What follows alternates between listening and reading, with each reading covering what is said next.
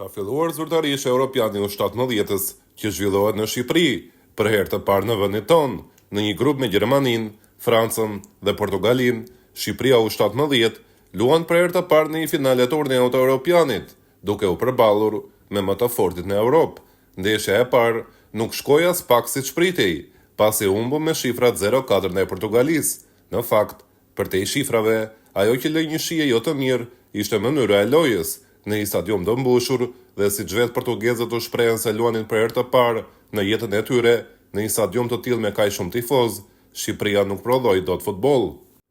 Në momentet kur Shqipëria kishte topin, portieri i Huli zgjidhte zakonisht një top të gjatë për ta larguar nga zona dhe për ta dërguar në mesfush, aty ku duelet sigurisht i fitonin portugezët. Dhe më pas niste një tjetër aksion drejt portës son, ndërkohë edhe në ato pak raste kur Uli niste topin nga zona e tij dhe pasonte për tek mbrojtësit mesfushorët tanë, me frikën e madhe se do ta humbisin topin,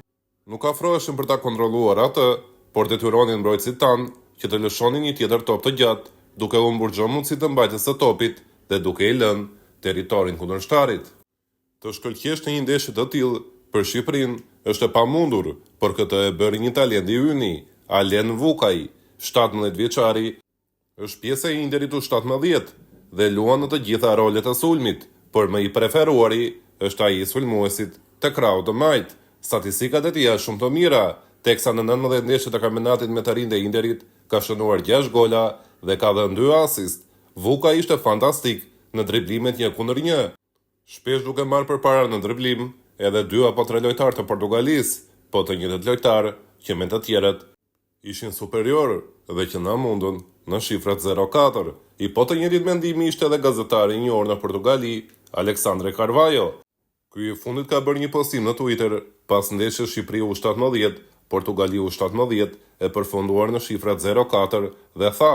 "Kundërshtari ynë ishte shumë i dobët, por Portugalia tregoi se ka shumë talent në këtë gjenerat të re. Në krahun e Shqipërisë dua të përmendi kë Alen Vukaj më impresionoi", tha gazetari portugez. Përveç Vukajt, një ndeshje të mirë bëri edhe Gabriel Kulla, sulmuesi pyki të rinjve të Sassuolos, tregoi edhe një herë tjetër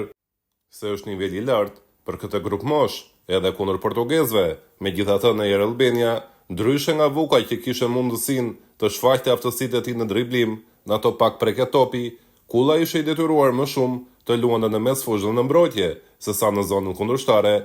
Dhe për këtë arsye, puna e tij nuk u pa shumë, sepse nuk mund të shënonte, por në këtë ndeshje të përfunduar, 2 lojtarët e vetëm për të përmendur nga krahu i Shqipërisë ishin Kulla dhe Vukaj, ndërsa nesër do të jetë ndeshja tjetër e Shqipërisë U17 kundër Gjermanisë U17.